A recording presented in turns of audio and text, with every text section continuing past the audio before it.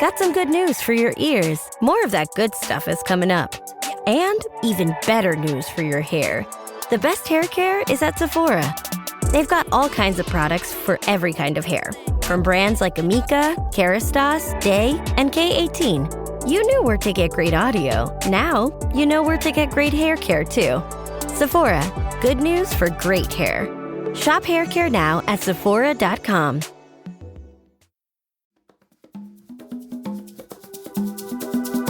Today on CityCast Denver, Mayor Mike Johnston is back. He's sitting down with me and producer Paul Caroli for our regular check-in to talk about all the biggest debates and decisions he's facing, from the negotiations over the vibrant Denver bond package and a new Broncos stadium to the heat he's catching over flock surveillance cameras and bike lanes.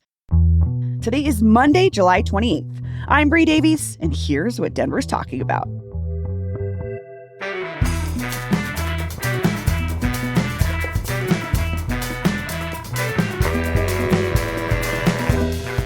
Mayor Mike Johnston, welcome back to CityCast Denver. Thank you so much, Bree. Great to be back. So we wanted to start with this thing you talked about in your State of the City speech earlier this week. People will be hearing it next week, but you talked about this restaurant that just closed. I think people didn't know this. You announced it. It was news to me. Cap City Tavern. You said it was one of you and your wife's favorite spots, and it was just closing. And that's such a familiar feeling to Denverites. That like, oh, my favorite thing's going away. It is, and we actually were just dropping in for dinner on a Saturday night. They had just decided 3 days ago. I mean, I think they, like a lot of restaurants post COVID, they said we've been struggling through for 2 years, waiting for foot traffic to come back, and we've tried every trick in the book. And they also mentioned, the tariffs, the price of goods, the challenge for a place like Cap City, which is meant to be a more accessible come and buy lunch, when cost of goods mean you got to charge $19 for a burger instead of $12 or $14, it's hard to compete. And so they just talked about all those challenges. And we were dropping in there for a birthday surprise for my wife. I had a little surprise party for her birthday there, and ran into Dino, the owner. And he was holding back tears. I was holding back tears. It's a hard loss. He's got another bar in the neighborhood that's doing really well. And so part of it is just that concept of a really accessible bar and grill that's your Cheers neighborhood place. With food, it's harder to sustain without more foot traffic. And so this is why we're obsessed with getting as much foot traffic into downtown as we can, including as many residents down there as we can, which is why big focus on more and more converting vacant commercial space into residential, because we just need more people that are living down there all the time. It's such a gut punch of a feeling though. Like it's such a Denver feeling to me, I'm sure Bree's got 100 of these places. I'm just thinking of like 10 places, as you said that. My husband's a drummer, and the Rupp's Drums closure was, I've never seen him so despondent. It's just like, how? This thing has always been here for me. And I get it. Everybody has 1 or 10 of those. Yeah. And you're the mayor. You could have been like, that day, you could have been like, okay, we're changing things. Did you have that moment of like, okay, now we're actually going to do something? Well, I mean, I had that moment, and the challenge is like, okay, what do we do? We can, property tax abatement or, sales tax for everyone that's struggling. We had the same question right now, frankly, on Colfax. I was at Satire yesterday and Pete's, and, excited about the long-term impact of the bus rapid transit, and it's having a huge impact on businesses on Colfax right now. I mean, Pete's is down 10,000 a week in revenue. I mean, that's existential. And that's one of the most beloved places on Colfax. And so part of this is the remnants of COVID and the remnants of new work strategies. And part of it is growth and construction of things like BRT. Part of it is growth of the city and different people with different tastes. And, property becomes more valuable, rents go up, all of those things are hard. So we're looking at every possible option to say, how do we protect those historic businesses we want to keep? And we got to find systems that can be fair for everybody. But I'll be over at Cap City again tonight for something else, and I'll see Dino, and we'll see what crazy ideas we can think up. But we are all in to try to keep all of these historic places here because they're part of what makes Denver Denver, and we know that, and we know there'll be new great restaurants that will emerge, and Denver's got to stay fresh. I get that, but you still love the places that you've known for a long time. God, that was a spot for me too. When I first moved here, that was like around the corner. My wife and I were there all the time. Yep, us too. It totally it punches above its weight when it comes to the food. It does. And it's also for a lot of city employees, it's a good close bar after work. That's what I was thinking about, was all the places we've lost. Like that, for my family, it was Racine's. And as a person in the news world, Racine's was legendary. In journalism school, they told you to work there if you wanted to meet other journalists and politicians, because that's where people went to do deals. There was the who's who. Yeah. Yeah. And as we know, but then there are, you think of something like Love and Deli in the same neighborhood, which is thriving right now. It's got line out the door every day for lunch. So there are new additions that are wonderful and hitting the right market, the right population. But we want to try to keep a balance of the historic and the new. But that's why a big part of our focus is, that section of Golden Triangle will have thousands of new units of housing coming on in the next couple of years. But we really want to connect that Golden Triangle section through Civic Center Park into 16th Street, into Upper Downtown. Those are the places that have had the most struggle, even in the office recovery. And so those are places we really want to shore up with a lot of this Downtown Denver Development Authority investments are focused, and the Downtown Denver Area Plan is really focused on some of the hot spots where we have the biggest need. And that section of Upper Downtown over into Golden Triangle is one of the hardest hit places. Well, I wonder if we should just go there next. We were going to talk about that. We have a whole, we wanted to talk to you about the office vacancy issue. Great. So you mentioned something in your State of the City speech earlier this week. You said that in the next 2 years, you want to convert 4 million of the 7 million square feet of empty office space downtown into housing that's accessible, in particular for middle-class Denverites. That's a really ambitious goal. How are you going to do that? It is. Well, and this is why I just came from a meeting before this looking at this map exactly and how we get there. This is the benefit of this Downtown Denver Development Authority. Folks, probably it was kind of the easiest thing you missed on last year's ballot, but it was the extension of the tax increment financing that built Union Station. That project was so successful, it was meant to take 30 years to pay back. It paid back in 15 years. And so the voters chose to extend the geographic area from just supporting reinvestment at Union Station to all of downtown. And so that allows us to have about $570 million to invest in downtown. It can by statute only be used there. It's mostly for capital projects. And we think the top priority thing you want to do with those dollars is convert empty commercial office space to active residential apartments. And so that'll be a big part of what we'll use those dollars for. We'll also focus on public spaces and parks and arts activations and the things that make the city joyful. But that is a big priority for us to do, is to get more and more people on the street who roll out of bed in the morning and go and get a coffee or go grab lunch in the middle of the day or go for a beer at 5 o'clock at night without having to come downtown to do it. So that is what we'll prioritize a huge part of that fund for. And that's why we think it's a once in a generation chance to do that. And that's why we're ready to go all in.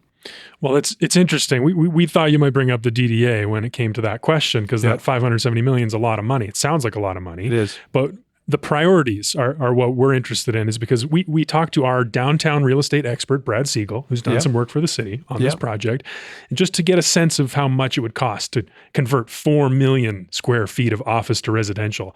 And he said he knew about a building owner who wants to do this conversion, who was ballparking it at a conservative level of $100 per square foot. So $100 per square foot conservatively for 4 million square feet is $400 million. Like, that doesn't leave a lot of money left for all the festivals and activations and all the other things good stuff that people want that you've been talking about when it comes to this DDA. Yeah, I think it's a matter, we did some ballpark estimates of what the priorities would be. They include, obviously, public spaces. That would be public parks and other Skyline Park, other places, Civic Center Park, if those are priorities, other green spaces. And so we had ballparked around 20% of them would be for public projects. So that would be about $100 million of that. And then others could be for incentives to keep businesses, incentives to attract businesses, as well as things like childcare facilities. And so we think there is the capacity to do all of those. But yeah, I think we think the largest part of it will be this focus on conversion, because that is the most important way to activate downtown. And, we have 16th Street reopen. We'll have 50 new retail stores in there by the end of this year. That's great, but you have to have the people that come to it on an everyday basis. And I think that is part of the big conversion here, is moving downtown from being a central business district to being a central neighborhood district. And to have it be a real neighborhood, you got to have people that live there all the time. And so, yes, I think it is a big part of the priority. And I think it solves two problems at once, which is solving vacant commercial buildings and solving activations at once. But we'll still have resources to do other things like parks, childcare, arts activations. Those are much lower cost than the conversions. Okay. But if you talk to any retailer, if you talk to any a landowner, you talk to any even artists, what they want most is people. They want people and feet on the streets. And the best way to do that is have people not have to commute downtown to see something. We'll love to add the folks that come after work and stay for an event, or come downtown for a show or a game and stay. But you want a base supply of residents. So I want to talk about flock cameras because Yes. this has been a conversation Never for heard of them. months. Well, we've heard you and your aides talk about how helpful they are for law enforcement, but we've also heard these calls for you to cancel this contract because of surveillance concerns. And there was just another protest outside your office last week about it. What would be like your red line that would make you change your mind to shut down these cameras? Well, for me, there are two values that are critically important here. One is we want to make Denver as safe as possible. I think we all agree on that. The second is we want to protect people's privacy, and specifically we want to protect, as I've worked very hard to do, any risk of federal overreach of Trump enforcement on people who are undocumented in the city and state. So we hold both of those values. And it's entirely possible to serve both. To be clear, these cameras are incredibly effective in reducing incidents of violent crime and of auto theft. And I want to make sure people that are listening know these cameras only ever take photos of your license plates. They do not take photos of the person. So if you've ever gotten a photo radar ticket for speeding and they have a picture of you, I might happen to know this, your face and your car, that is a totally different structure. These only capture license plates. And now what we've done is changed who has access to this database. So what it would mean is that no one from out of state could access the database. It's now only inside the state. Inside the state, if you wanted to access it, you would have to list the crime that you are seeking to find someone for, and it has to be a criminal charge. So it cannot be a immigration status offense. It can't be you're undocumented. So you have to demonstrate that to access it. And if you break the law and access it for a different purpose, we would charge you for a crime and put you in jail. And so there are plenty of common sense protections we've now changed to put this in place. But I think it would be an incredible disservice to public safety to turn off cameras when we know they're working to actually reduce crime in the city. I mean, you think about not just having your car stolen, think about being in the terrible situation where you have your car stolen and your kid's in the back seat of that car. And for us to say, we'll wait and send out requests to everyone's Ring camera on their front door and see if over the next 3 to 4 days we can find someone who might have spotted this vehicle. That would be a terrible decision to do for public safety, but we think there's a way to do this and still protect privacy. I mean, I have to be honest, though, and say that I can see why in the back of folks' mind there's still a little bit of concern, because in April we learned that the ATF got access to Loveland PD's Flock account and was doing searching like on behalf of ICE. And recently some other legislators have come out really against flock cameras. I'm thinking about Councilwomen Serena Gonzalez Gutierrez and Sarah Parody. Let's see, who else? Julie Gonzalez. They've really, their concern is still that line could shift. You don't have any concern that ICE could still have access to this in some capacity? No, we've turned off the ability for anyone from out of state to have access to those. And we have, by the way, even in the times before we turned that off, we have no record of a single ICE arrest linked to spotting on a flock camera. There's just no indication of that. If you are an ICE agent and you are looking for someone, you have a name and an address. You don't need a license plate. That's an incredibly inefficient way to look for someone if you know who you're looking for. But I share their opinion. I think no one has probably done more in the city to stand up for protecting undocumented folks than I have, and I will keep doing that. But I think it's entirely possible for us to be able to shut off access to that restricts that without us also shutting off regular access to, and frankly, when you say, why would you partner within the state of Colorado? Well, if we have someone who has committed a violent crime, who has perpetrated a shooting in Lakewood or in Aurora, and drives into Denver, we would also like to know in Denver that person's in this city and how to find them, right? So this is, I think, a core public safety need for our city. We have hundreds of violent crimes that we've been able to identify perpetrators on because of this infrastructure. I'll tell you more data if you want to see it. I mean, we've looked right now at shootings in downtown Denver, and we have in downtown, like in some parts, halo cameras, which are used to provide security in places where we have risks of increased violence. We've done a map of the 8 shootings that have happened in downtown over the last 6 months. Every one of them is at one of the intersections that does not have a halo camera. in those places where we have halo cameras, we've had no shootings in downtown over the last 6 months. So turns out it is an effective deterrent for some places in which there's an increased risk of crime. And it's an effective deterrent to know if you're going to steal. I mean, we've dropped auto theft by 50%. That was a stunning drop. This happened because we first used this technology at the airport where the theft was the greatest. That broke the major cartels at the airport that had syndicated theft. And now by doing it around the city, it's easy to just know where folks are going. So I think this is very much a both and, where we can hold both values around privacy and around safety. And I wouldn't want to do anything to intentionally make the city less safe. Turning these off would make the city less safe. Let's talk about bike lanes. Yes. We've been talking about this a lot on the show because it seems like it's happened every few weeks. There's been some news story about a bike lane getting canceled, or someone complaining about a bike lane, or infrastructure being removed or rescaled in some way. And I just wanted to share a quote from you in a questionnaire that you filled out back when you were a candidate. This is for the Denver Bicycle Lobby. You wrote, "I am committed to working on expanding the Denver Moves bicycle network to make sure we can have a safe city for biking. I share the priority for making Denver a highly bikeable city and one where we have a strong network of high comfort bike routes across the city." Do you still feel that way? I do. And in fact, we're doing that. We're going to add 38 miles of new bike lanes between this year and next year. That is still underway and moving at a significant pace. I think what I also share is what I mentioned in there is high comfort bike lanes. What we want are bike lanes that are the most protected and the most safe for folks of all ages. And so one of the moves we've made, one thing I forgot is I was going to literally bring over to you physically the Denver curb, which is the design I have in my office because I went through designing this directly myself with our Dottie team. The movement we've made in some of these places from bollards to what I call the Denver curb, which is, I think our Dottie team calls it that now.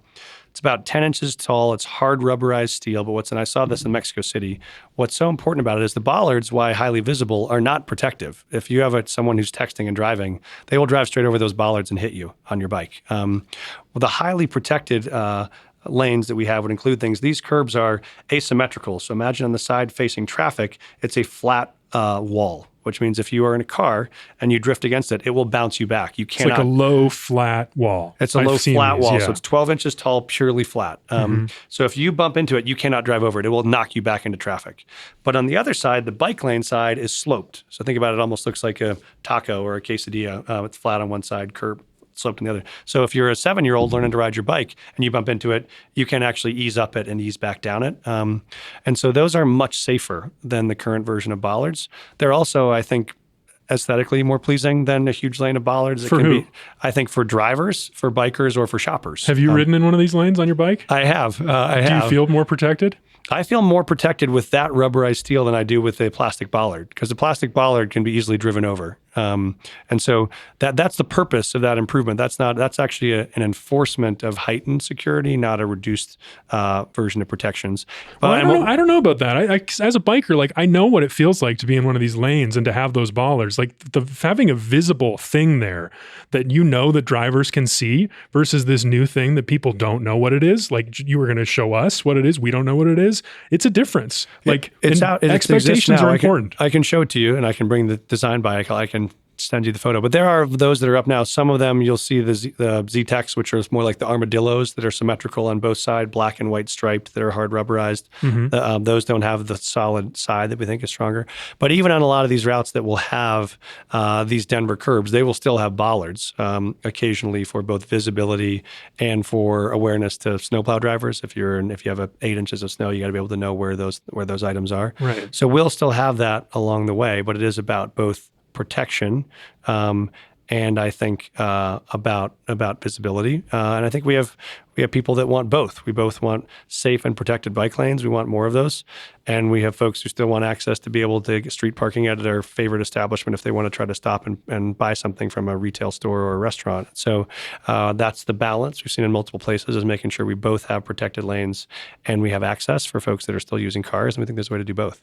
I think the businesses, the retail store, that concern is interesting, because I've heard this from a lot of people who are in this bike advocate community. Yep. Folks have this perception right now that you have changed your mind, that as a candidate, you presented yourself as very much on their side. And now that it seems like businesses are talking about lower tax revenues being generated for the city, that you're maybe a little bit more sympathetic to those concerns and shifting more in that direction. And that's why this rollback is happening. And we heard a quote from someone from the Department of Transportation and Infrastructure that was saying something like this. Businesses were complaining about these bike lanes. Is that on your mind? Do you think that bike lanes are bad for business? I don't think bike lanes need to be bad for business at all. I think this is like anything you do in the city. It's like the balance between safety and privacy, right? There is always I say when I talk to my team, there's a difference between a problem, which is your fence is broken, you fix it, and a dilemma. A dilemma has competing values on both sides, and they're both important, right? And so safe bike lanes are a important value we all hold, and access for folks who use cars and need to park and access other retailers is also a value. You can do both of those things. Mm-hmm. And so I think what we're trying to do is figure out, and that for me is no change in the commitment to saying that we want a safe, bikeable city. We do want that. And we also want an accessible city for folks that drive. I never at any point said, I'm anti-car and I want to get all the cars out of the city. I said we want to be able to make it safe for both parties. And I think that's the goal. And I think there are a lot of good examples of ways to do that. It's interesting. I hadn't heard about these new bike lanes you mentioned earlier. I want to hear about that more. I want an email when these new bike lanes are getting built. I just don't see any of news about the new ones? I can show you where the 20 miles are for this year, the 18 miles for last year. I think we did almost 30 miles of bike lanes last year in 24. So we're at about 50 to 70 miles over the first 2.5 years. So that is certainly still happening. And we think there's a way to do that in a way that protects both the bikers and the retailers at the same time. Well, I'll talk to our friends at Dottie about that. Get that map. I mean, we just saw a cyclist death this week. Oh, I know. 38th and Tejon, a 21-year-old gentleman. So it's definitely top of mind. It is, and as you may know, I don't know if we'll get to this topic, but one of the things that's in the current bond proposal that's out is a reconstruction of 38th, because right now, currently, it does not have as many safe crosswalks or safe lanes for biking or others as we need along 38th. And so that's a project that's been in the queue for a while. This would be a dramatic overhaul of 38th to make it much more walkable and bikeable. Yeah, it's one of those thoroughfares I can't imagine biking on it, honestly. Yeah, high volume. Mm-hmm. As a sports fan, I have to confess, sometimes the game gets kind of boring. That's when I unfold my Samsung Galaxy Z Fold 7 and use multi-window viewing on its large screen. Boring game? I'm checking out my fantasy baseball league at the same time. Score still 1-0? I'm replying to emails in the other window, scoring points with the boss. Semifinals finally getting exciting? I'm buying tickets to the finals and booking my flights. Can your phone do that? The new Galaxy Z Fold 7. Get yours at Samsung.com. Gatorade is the #1 proven electrolyte blend designed to hydrate better than water. So you can lose more sweat and raise your game. Gatorade, is it in you? Well, the bond. Yeah, let's Great talk about topic. the bond. Interesting right now. The city council is going to vote in like a week on whether or not to put this thing on the ballot. Yes. I know that you've been negotiating with council members about different projects. Yes. The one we're interested in is these bridges near Burnham Yards. Sure. Collectively, they're like $140 million worth of bridge repair and maintenance. This is also an area where we know, thanks to reporting from Business Den, that the Broncos are buying up land, seems likely for a new stadium. Some of your critics in this transportation advocacy world would say that there are higher priority transit infrastructure projects other places, and that this Burnham Yards area stuff is a secret subsidy for the Broncos. What do you think about that? No secrets. I think what we do is we do an overview of the bridges that are most at risk in the city every couple of years. Dottie does it. There are 5 bridges that are the most at risk for being what's called load rated, which means they would essentially no longer be stable anymore to carry higher volume loads like trucks, and you'd have to close them down to traffic. Those are 2 on Quebec, which is the Airlawn Bridge, and Smith and Sandown. Those require negotiations with the railroad to get easements given to us so we can build them. So those 2 are not in the bond because we will have to negotiate with UP, Union Pacific, before we get the agreements to rebuild those. And the other 3 are all in the bond. Well, the one is the bridges over Cherry Creek at Lincoln and 6th right there. And the others are 6th Avenue and 8th Avenue. Of all of those bridges, by far, 6th Avenue has the highest volume by an order of 3 or 4x everything else. And it has what's called single fracture points, which is if you saw the Baltimore Bridge that went down when the ship hit it, that means if you have a single fracture point, you have one point that if it is hit, the entire bridge collapses. 6th Avenue currently has multiple single fracture points, which would mean you want to shore those up to make sure that they're stabilized. And 8th Avenue is actually one of the places where we've talked about creating broader, safer bike access across the east-west corridor. It's very hard to get across I-25 right now from east to west. And so that's both an opportunity there. And I think anything that happens in Burnham Yards, as you know, there's already transit lines there. There'll be transit-oriented development of some sort, whether it is a new development that's led by a sports team or not. Anything to access into that site is going to have to require a resolution of 8th Avenue. And I think probably the ability to bring 8th Avenue down to grade. Whenever we want to bring a bridge down to grade because it's no longer a bridge anymore, which makes it safer. Quebec and Erlon, what we're trying to do there is actually to fill in that bridge and make it then just a solid hill with a road over it. That's much safer. So these are places that are on our top 5 most dangerous bridges. They need to be improved. 6th will be a longer term project because it's going to be, but we have to make the first maintenance improvements to support it and prepare it for a long-term redesign that will require federal funds. But those are 2 of the most important east-west arteries. There's a lot of development happening on both sides of I-25 that are going to be important. And so I think that's why they were on the list. That's why we think they're still important. Bad bridges. That's the headline. But the Broncos. Bad bridges. Have you talked to anyone from the Broncos about infrastructure in that area? Oh, I've talked to the Broncos every week for the last 2 years. So I talk to them a lot about all sorts of things in the same way I talk about a lot of projects. Well, let's get into it because you said one of your priorities for the last 2 years is to reach a long-term deal to keep the Broncos in Denver. We want to know everything. We will. You want me to just launch it all right here on CityCast? Yes.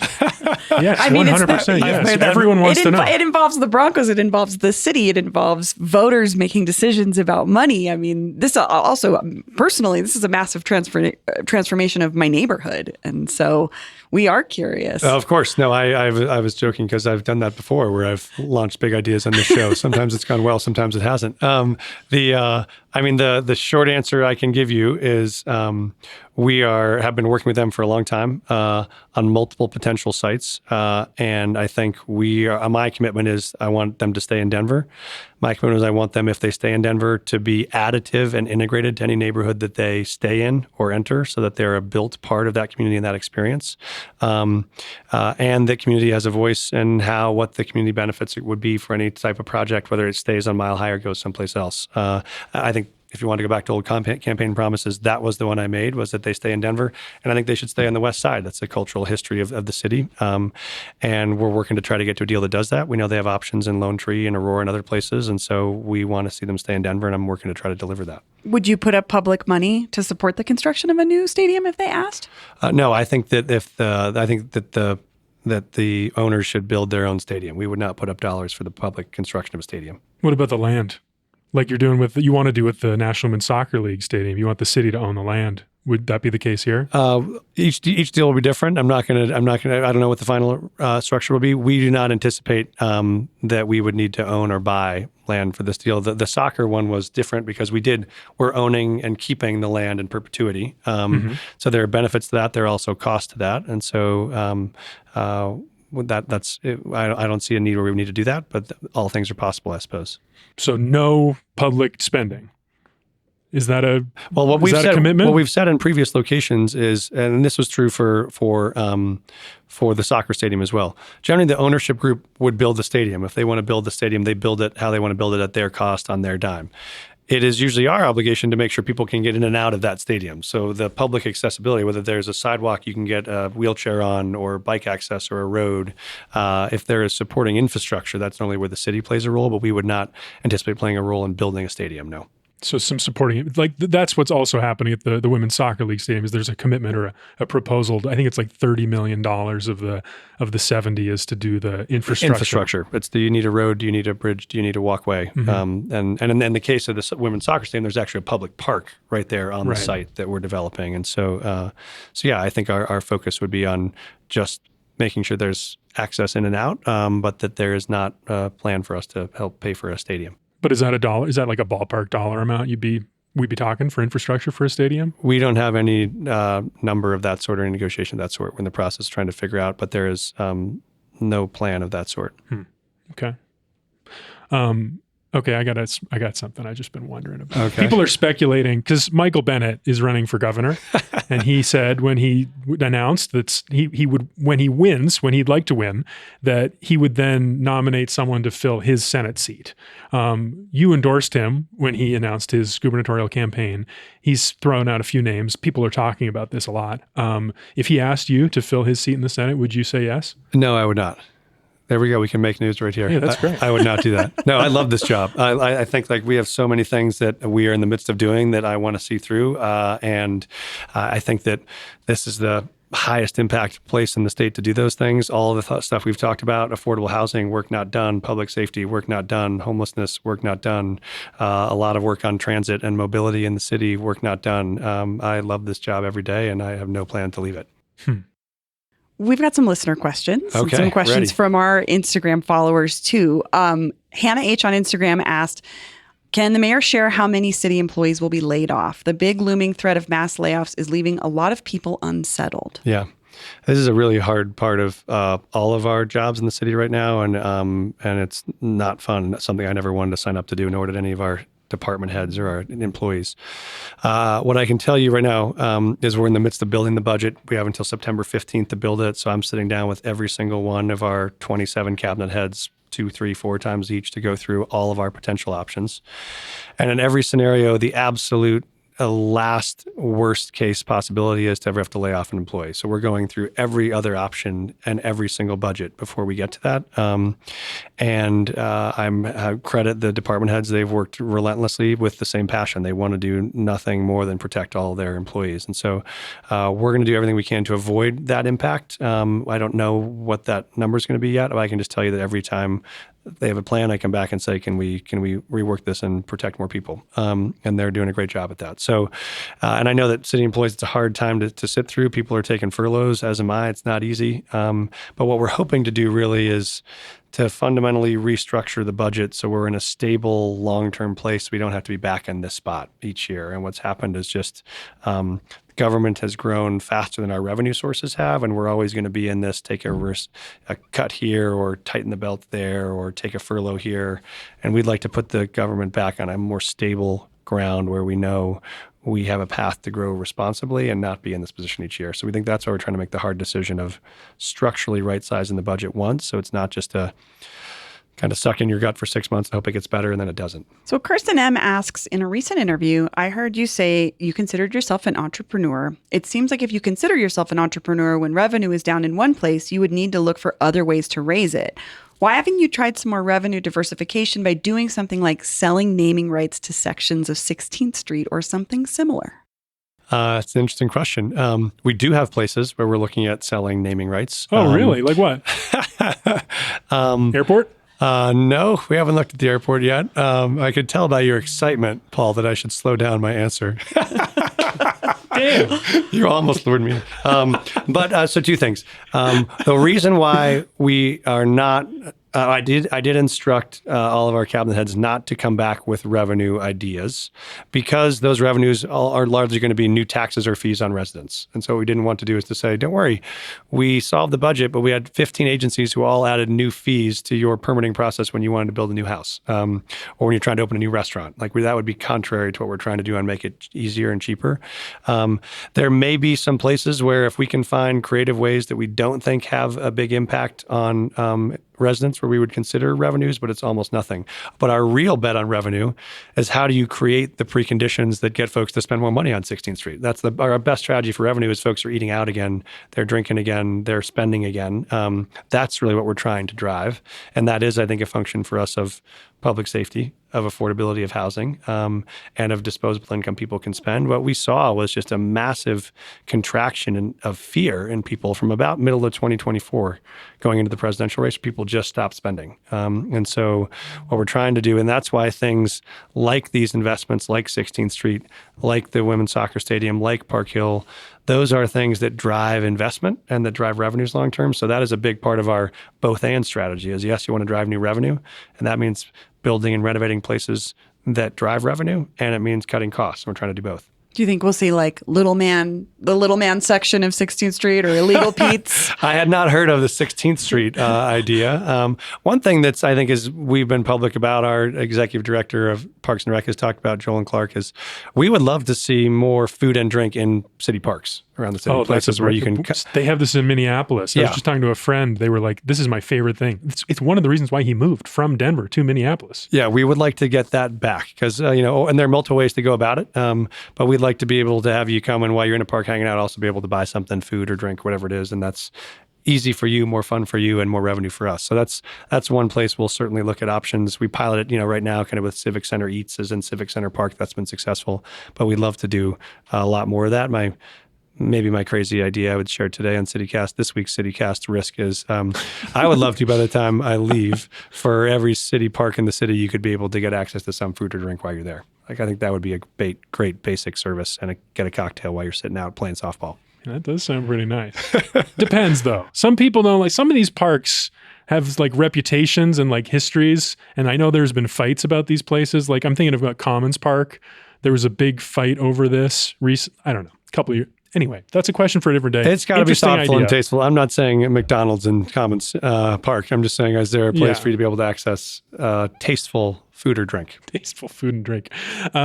We have a question here from Anonymous who texts, "My question is around the time it takes to receive approval for a business license. I want to open a restaurant, non-alcoholic, in the city, but I have hesitation because of the mixed messaging of approval times for licenses. How long from day one to completion roughly? And then generally, I think this person just would like it to be easier." Yeah. And what are you doing about I totally agree with this person. And this is the reason why we launched a couple things. One is the Denver Permitting Office. You all probably remember that was about just approval for permitting to build anything new. And that we went from about 3 years in the process to build either affordable housing or housing units or commercial or residential, to now we made a promise it would be done in 180 days of time in our hands. So that's much faster. But I think what this person might be asking about is a different question, which was an equally problematic issue for us, is say there's an existing building that had a restaurant in it 6 months ago. That restaurant closed and you want to open a new one there. It used to take, this is shocking, it used to take almost 18 months to get a permit to open a restaurant in a place that was previously a restaurant. And so credit to Adib, our team from Dido, our team at Planning and Development. They've dropped that from 18 months to now like 2 to 4 weeks to say if it's the similar use in a similar space, we should fast track this to make it easier and cheaper. And so to your questioner, it would depend if he or she is talking about building something new from scratch or going to an existing building to permit it. But the permitting process for a restaurant in an existing building should be weeks, not months anymore. And our team's done a great job to make that faster. Yeah, I think I heard that story of the long wait time from the folks at Cart Driver when they were opening up the new one in Lohi. They had that. It was a nightmare. They had a lot of other issues though with that particular building. Yep. Good pizza though. What's your favorite pizza in the city? Of course, you snuck that question in. What's your favorite one? I don't know. I realized I don't know what it is. I do a lot of spots. I like Basil Dock still has always been good. Interesting. I like in Park Hill. Bree looks skeptical. I feel the same way, honestly. That's in your neighborhood, Paul, but that was prior. I know it is. That was not in the neighborhood when I lived there. So I can't say I've been there. I mean, Anthony's is close to our house. So in the general, just walking down with my kids, I'll do that a fair amount. And so we do those. We still do Esther's for pizza as like a fun place to hang out, and you can have ice cream next door and you can eat. So that's probably our most consumed pizza stop is probably Esther's and Oneida Park. Yeah, Esther's also an upgrade from the bar it was that I went to as a child, Easy Pickens. So I love Esther's. It's a good trade. I'm so excited about the Esther's people because that ice cream, you're talking about Dang, the soft serve place. Oh, yeah. Yeah, I think the people who own, I've been so excited about this, but the people who made that development happen are doing one in my neighborhood. They bought an old strip mall. It's a great spot because you can eat, your kids can run out there and play, then they can eat ice cream, you can stay and have a beer, watch a game. The one thing I discovered about the Esther's in Oneida I did not know, it is a closet Bengals bar. It is like all of the Bengals fans go there. Really? So I didn't know until there was a Bengals playoff game and I walked in and it was Bengals everywhere. So as long as it's not a Broncos-Bengals game, you're probably fine. I have another Broncos question for you. Okay. Sorry, we didn't get to this. Do you have a prediction for the record this year? Ooh, that's a good one. Yeah, I'm going to go 11-6. we're at 17 games now, right? So I'm going to go 11-6. Okay, that would be an improvement. They were 10-7, I think, last year. Okay, so you're feeling good about 11-6, but I think 11-6. My crazy prediction is 11-6 and win the AFC West. I think this is the year Mahomes falls off the throne. Wow. That's huge. Yeah. I don't know. I kind of feel the opposite, honestly. I think they made improvements on defense. I'm worried about the offense. I think people are going to figure out his game. I'm a fan. I'm still a believer. I've been on the Knicks bandwagon since the moment he got drafted. I'm still a believer, and I think getting better. The picture of you when they drafted him was like, this is a man experiencing pure joy over draft pick number 13 or whatever. I was really thrilled. Number 11, because the Vikings had just jumped in front of us, so I thought we lost the chance. They took McCarthy, and we still got Bo Nix. So I felt great about it. We have another listener question. Yes, we do, which is a personal. I have some interest in this question as well. That was my first Broncos record prediction, by the way. I reserve the right to change that after I have to think about it more thoroughly. But I mean, it's on record. Sorry. 11-6, I'm out on. It's on a podcast. It's forever. It's how it works. It would only get better. I would only go up to 12-5, but I'll stay conservatively at 11-6. Okay. Okay. Hannah R. on Instagram asks, thoughts on the Underground Music Showcase and the future of the arts in Denver with a budget deficit? Yes. I was very sad to see the Underground Music Showcase close. We will be there to celebrate it in a big way this year. So I think arts is a top priority for us. I am an art kid. I was the principal of an art high school. I think I've shared the story before that kind of coming to see August Wilson plays at the Performing Arts Complex when I was in middle school and high school changed the course of my life. And I think it brings joy to cities. And so it is a huge central priority for us. And a big part of what we did in the DDA was to actually allocate dollars just for art activation, to say that is not an ancillary part of what makes a city joyful. It's a central part. So we want to do more and more. We've actually loved a lot of the more unusual music events we've hosted, like the Fisher concert that was downtown on 16th was super fun. Outside Fest has been a great success downtown. We'd love to do more and more of those. And so the idea of art where you live all the time and places of joy, we are big fans of. I think we have a real moment to be one of the defining art cities in the country. I mean, we now have, with Red Rocks, the best concert venue in the world. We now have, with the Performing Arts Complex, the second largest theater complex in the country. And now we have, with Sundance, the largest independent film festival in the world, all in Colorado. And so there's just a great community of local artists and creators. I think, I still have the dream that I shared when I first ran of we wanted to create a ability to have a fellowship for artists in Denver where they could both have housing and workspace, and where we would give them access to the canvas of the city. So if you wanted to create a big mural, we'd give you the side of a building. If you wrote a play, we'd give you 2 nights at the Performing Arts Complex to debut it. If you had a book, we'll put it on the end cap in a public library. We want to really make this a place where artists stay and come. And so we're working on that big idea for the next couple of years. Could you see the city subsidizing it in any way, the way that, say, the state gave some money for Outside Fest? Because I would say— You're talking about UMS? Yeah, for UMS, because that's been a criticism, is like it does wonders for the city's PR, but the city hasn't necessarily been supportive of it as a festival. And the folks running it now are saying, it's not making money. Yeah. Or it's not making the money that we need to run it. We're always open to that conversation. I think that's true for partner organizations like Visit Denver, who do a lot to try to attract visitors to the city, and that's a real draw, whether that's our arts and venues team, who are always looking for ways to drive art activation. So I think we're always open to those conversations in places where we can add some marginal dollars or infrastructure or in-kind support to make those things happen.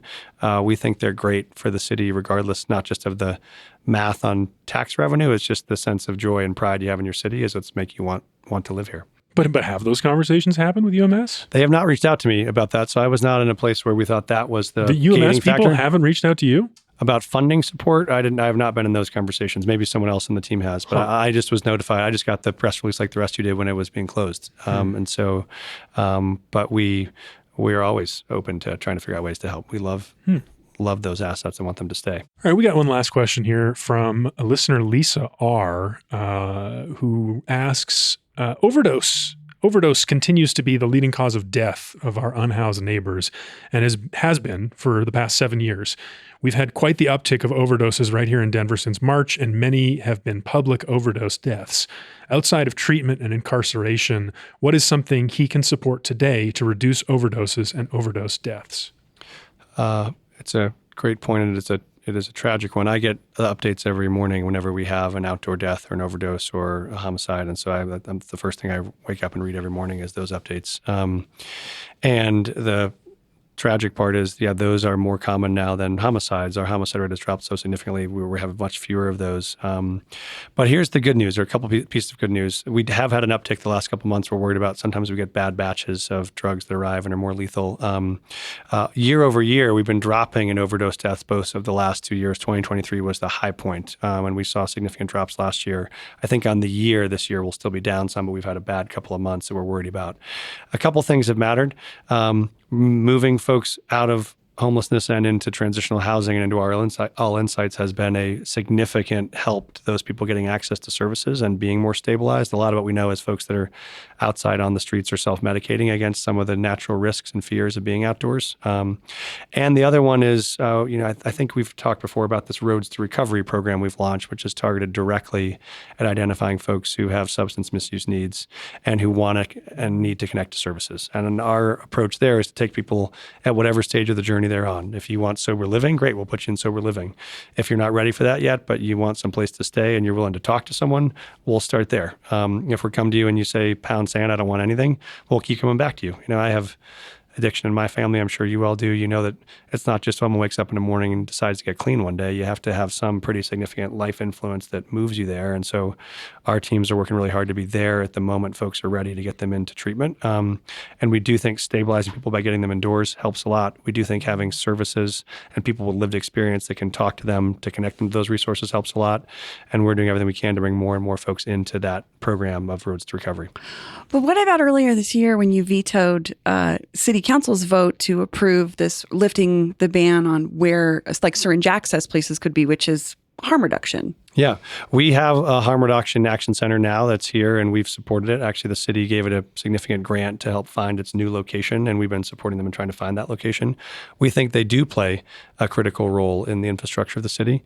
The proposal was to have an unlimited cap for the number of them in the city and to have no restrictions on where they're located next to elementary schools, the same restrictions that even a marijuana shop has currently. And I don't see any reason to do that. We don't need 500 harm reduction action centers. We might need 1 or 2 or 3. We actually don't have significant applications to do any more of them right now. There is no situation where the cap is the gating factor on those services. There's thousands of places you could cite them that are not 50 feet away from an elementary school. I don't think that's necessary either. So I don't think that it just wasn't a practical solution to a practical problem. It was a rather, I think, ideological solution to a pretty practical problem, which is we should have the ability to cite these locations.